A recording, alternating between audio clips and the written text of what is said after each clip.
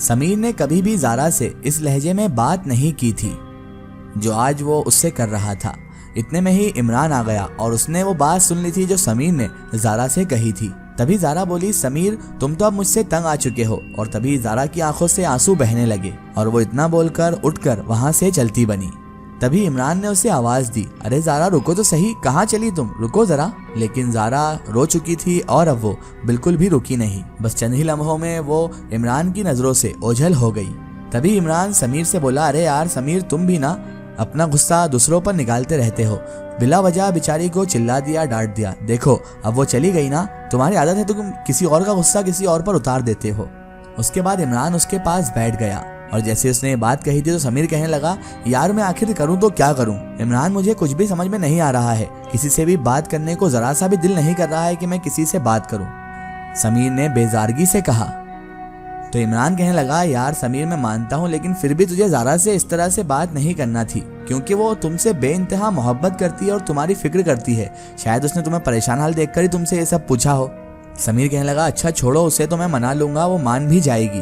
तुम ये बताओ इमरान कि तुमने मेरा काम किया या नहीं, समीर ने पूछा। तो इमरान कहने लगा, हाँ यार मैंने उस लड़के से पूछा था जिससे मैं पूछने का सोच रहा था, तो उसने ये बताया है कि हाँ एक बुजुर्ग तो हैं लेकिन एक परेशानी यह है समीर कि वो उसी से मिलते हैं जो परेशान हाल है, जिसके ऊपर परेशानी मुब्तिला है।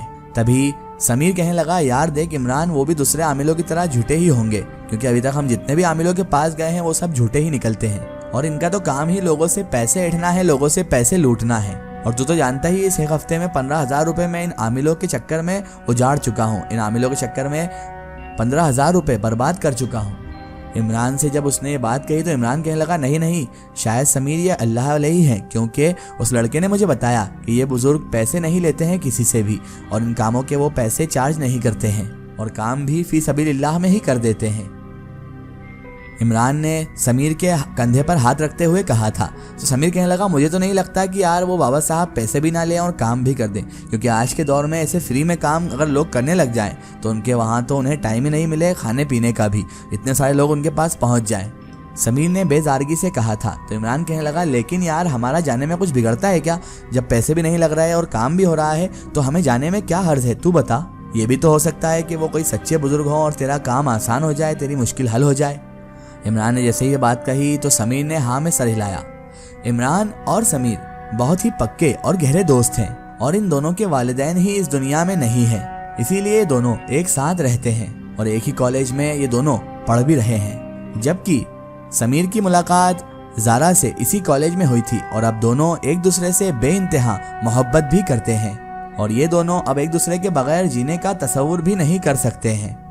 लेकिन जो समीर था वो एक ही ख्वाब मुसलसल देखे जा रहा था, रोज एक ही ख्वाब उसे दिख रहा था जो उसे लगातार परेशान किए जा रहा था और जिसकी वजह से वो ज़ारा पे चिढ़ा भी था।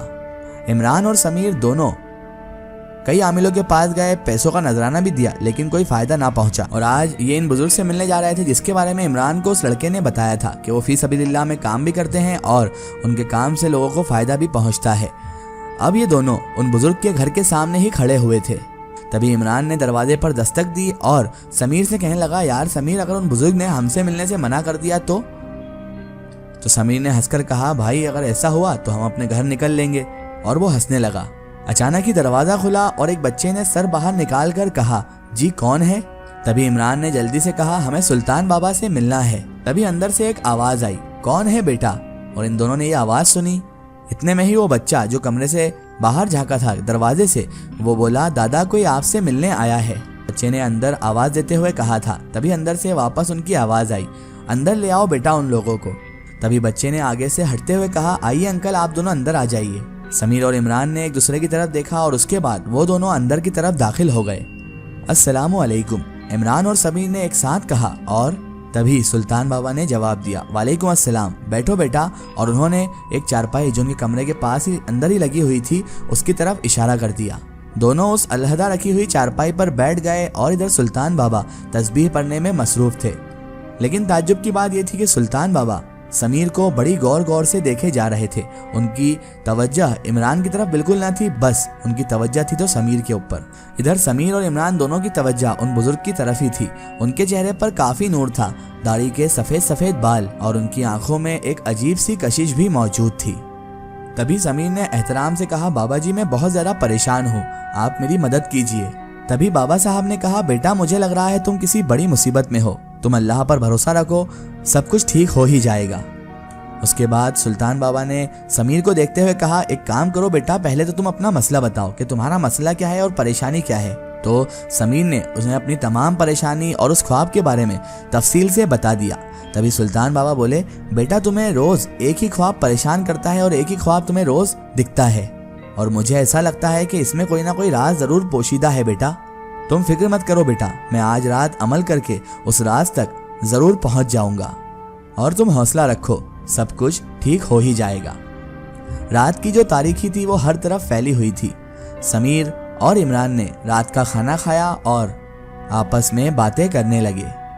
तभी समीर कहने लगा इमरान से, यार इमरान मुझे लगता है कि ये बुजुर्ग मेरा मसला हल कर देंगे, क्योंकि ये बहुत ही जानी मानी हस्ती लग रहे हैं और उनके चेहरे का नूर देखा था तूने।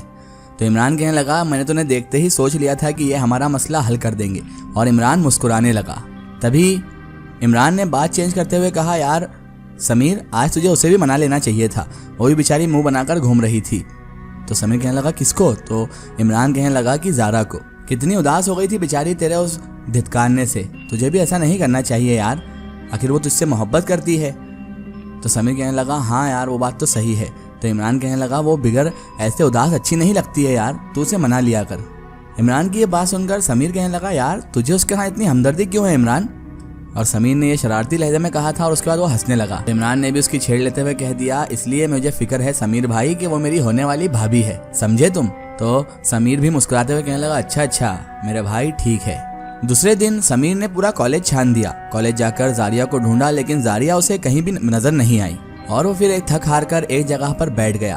बैठते ही उसकी नजर जैसे ही सामने की तरफ पड़ी तो उसका चेहरा अचानक से खिल उठा, क्योंकि उसके कुछ ही फासले पर दीवार के साथ टेक लगाए ज़ारा खड़ी हुई थी। समीर जल्दी से उठा और ज़ारा के पास दौड़ते हुए पहुंच गया और जाकर पटाने लगा। हेलो ज़ारा, कैसी हो तुम? समीर ने उसके सामने खड़े होकर कहा था। तो ज़ारा ने नजर झुकाकर जवाब दे दिया, वो भी सिर्फ इतना जवाब कि ठीक हूँ। तभी समीर बोला, आई एम सॉरी ज़ारा, मुझे तुमसे इस तरह से बात नहीं करना चाहिए थी, पर मैं भी क्या करता, मैं बहुत परेशान था, मैं उसके लिए बहुत शर्मिंदा हूँ ज़ारा प्लीज़ मान जाओ ना, अगर तुम मुझसे इसी तरह नाराज़ रही तो मैं मर जाऊँगा। तभी ज़ारा अचानक से तिलमिला उठी मरने की बात सुनकर और कहने लगी, प्लीज़ यार समीर तुम ऐसी बात मत किया करो प्लीज़। कौन कमबख्त कहता है कि मैं तुमसे नाराज़ हूँ समीर? प्यार करने वाले एक दूसरे की गलतियों को नज़रअंदाज करते हैं, एक दूसरे से कभी नाराज़ नहीं होते मेरी जान। हम तो एक दूसरे पर एतबार करते हैं और प्यार का सारा दारोमदार ही एतबार और यकीन पर होता है समीर। लेकिन एक बात ज़रूर कहूँगी समीर, तुमने मुझ पर एतबार नहीं किया। ज़ारा ने जैसे ये बात कही तो समीर हैरान हो गया और समीर हैरान होकर कहने लगा, क्या कहा तुमने? तो ज़ारा कहने लगी, हाँ तुमने मुझ पर एतबार नहीं किया, क्योंकि कल मैंने तुमसे पूछा था कि तुम परेशान क्यों हो, तो तुमने मुझे बताया नहीं कि तुम किस वजह से परेशान हो। इसका सीधा सा मतलब यही है ना कि तुम्हें मुझ पर भरोसा एतबार नहीं है।